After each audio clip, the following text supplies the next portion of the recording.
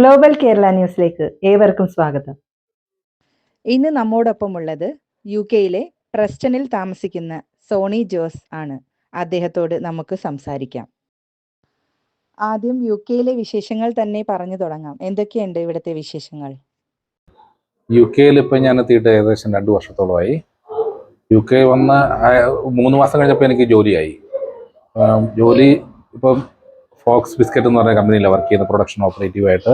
കൂടുതലും മലയാളികൾ കുറേ ഉണ്ട്, പിന്നെ എല്ലാ രാജ്യക്കാരുമായിട്ട്. ഞാൻ UK-യിലെ പ്രസ്റ്റൺ സ്ഥലത്ത് താമസിക്കുന്നു. സർ, UK-യിലെ മലയാളികളുമായിട്ട് ബന്ധപ്പെട്ട പ്രവർത്തനങ്ങൾ എന്തൊക്കെയാണ്?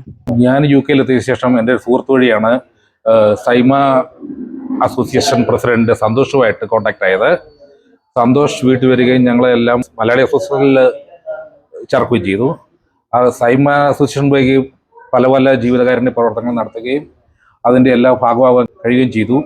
സൈമ അസോസിയേഷൻ്റെ പ്രസിഡന്റ് സന്തോഷ് ചാക്കോ, അദ്ദേഹം ആതുര സേവന രംഗത്തും മറ്റുള്ളവർക്ക് എന്ത് സഹായത്തിനും പുള്ളി മുൻപന്തിയിലാണ്, എല്ലാത്തിനും മുൻപന്തിയിലാണ്. കലാ സാംസ്കാരിക രംഗത്ത് വളരെ മികച്ചാണ് സൈമ മുന്നോട്ട് പോകുന്നത്. മിസ്റ്റർ സന്തോഷ് ചാക്കോ, അതായത് ഈ സൈമയുടെ പ്രസിഡന്റ്, കലാകാരന്മാർക്ക് നല്ല സപ്പോർട്ടാണ് പുള്ളി ചെയ്തു കൊടുക്കുന്നത്. ഇവിടെ ഞങ്ങൾ ഇടപെട്ട് പല പരിപാടിയും നടത്തിയിട്ടുണ്ട്. എല്ലാം ഓണാഘോഷ പരിപാടിയും പല പരിപാടികളും എല്ലാം മികച്ച രീതിയിൽ മുന്നോട്ട് കൊണ്ടുപോകുന്നു. മലയാളികളെല്ലാം ഒന്നിച്ചു കൂടാറുണ്ട്. ഓണത്തിനും എല്ലാ പരിപാടിക്കും ഒന്നിച്ചു കൂടാറുണ്ട്. എല്ലാം നല്ല നാട്ടിലെ പോലെ തന്നെ ഐക്യം കാത്തുസൂക്ഷിക്കുന്നുണ്ട് ഇവിടെ. സർ, ഇവിടെ കേരള ഐറ്റംസ് എല്ലാം കിട്ടാറുണ്ടോ? പ്രസ്റ്റൺ എന്ന് പറയുന്ന സ്ഥലത്ത് എല്ലാ രീതിയിലുള്ള കേരളീയ ഐറ്റംസ് കിട്ടും. പല പല ഷോപ്പിംഗ് മാളുകളുണ്ട്. കേരള ഐറ്റംസ് മാത്രമായിട്ടുള്ളത്.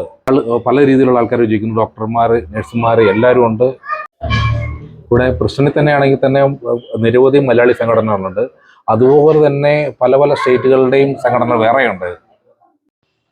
ഇപ്പോൾ UK-യിലെ നിലവിലെ കാലാവസ്ഥ എങ്ങനെയാണ്? നമുക്ക് UK വന്നിട്ട് ഏറ്റവും ബുദ്ധിമുട്ടായിട്ടുള്ള സാഹചര്യം എന്ന് പറയുന്നത് ഈ അതിശൈത്യ കാലത്ത് വണ്ടിയിലെ ഐസെല്ലാം നീക്കി നമ്മൾ ജോലിക്ക് പോകുന്നതാണ് ഏറ്റവും നമുക്ക് ബുദ്ധിമുട്ടായിട്ട് തോന്നിയിട്ടുള്ളത്.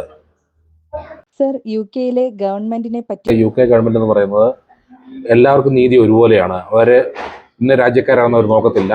ആര് നിയമം തെറ്റിച്ചാലും അവർക്കെതിരെ നടപടിയെടുക്കും. സർ, ഇവിടെ മലയാള ഭാഷാ പഠനങ്ങളൊക്കെ നടത്താറുണ്ടോ? മലയാള മിഷന്റെ പ്രവർത്തനങ്ങളൊക്കെ വളരെ നന്നായിട്ടാണ് നടക്കുന്നത്. ഇപ്പം ഓരോ സംസ്ഥാനത്തുള്ള ആൾക്കാരാണെങ്കിലും അവരവരുടെ ലാംഗ്വേജുകൾ എഴുതാനും വായിക്കാനും പഠിക്കാൻ പല പല സംഘടനകളുമുണ്ട്. നോർക്കയുടെ പ്രവർത്തനങ്ങൾ വളരെ നല്ല രീതിയിൽ പ്രവർത്തിക്കുന്ന രാജ്യമാണ് UK. അതോടൊപ്പം മലയാളം മിഷന്റെ പ്രവർത്തനവും വളരെ നന്നായി മുന്നോട്ട് പോകുന്നു.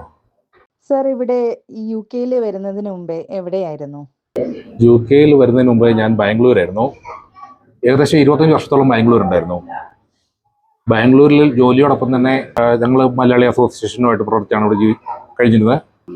മിത്രം മലയാളി അസോസിയേഷനുമായിട്ട് പ്രവർത്തിച്ച് പല ജീവകാരുണ്യ പ്രവർത്തനങ്ങളും അതിൻ്റെ സെക്രട്ടറി ആയിരുന്ന ഗഫൂറിനോടൊപ്പമാണ് ഞാൻ പ്രവർത്തിച്ചിരുന്നത്. ബാംഗ്ലൂരിലെ മിത്രം മലയാളി അസോസിയേഷൻ്റെ ഒപ്പം നിന്ന് പല പല കലാ സാംസ്കാരിക പ്രവർത്തനങ്ങളും പല പരിപാടികളും വിജയകരമായി നടത്തിയിട്ടുണ്ട്. മിത്രത്തിൻ്റെ ജനറൽ സെക്രട്ടറി ആയിരുന്ന അബ്ദുൽ ഗഫൂർ, ഞങ്ങൾ ബാംഗ്ലൂർ എത്തിയപ്പോൾ തൊട്ടുള്ള പരിചയമാണ് പുള്ളി. 22 വർഷമുള്ള പരിചയമാണ് പുള്ളിയെ. പുള്ളി ഞാനും എൻ്റെ നല്ലൊരു സുഹൃത്താണ് പുള്ളി.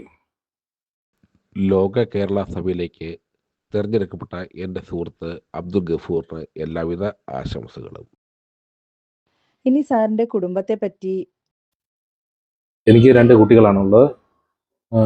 മോള് ക്രൈസ്റ്റ് ലോയ്ക്ക് പഠിക്കുന്നു, മോൻ +1 പഠിക്കുന്നു.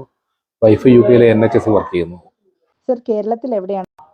ഞാൻ ജനിച്ചു വളർന്നത് കാഞ്ഞിരപ്പള്ളിയാണ്, കോട്ടയം കാഞ്ഞിരപ്പള്ളി. സാറിന്റെ വിലപ്പെട്ട സമയം ഞങ്ങൾക്ക് വേണ്ടി പങ്കുവച്ചതിന് വളരെയേറെ നന്ദി. Thank you.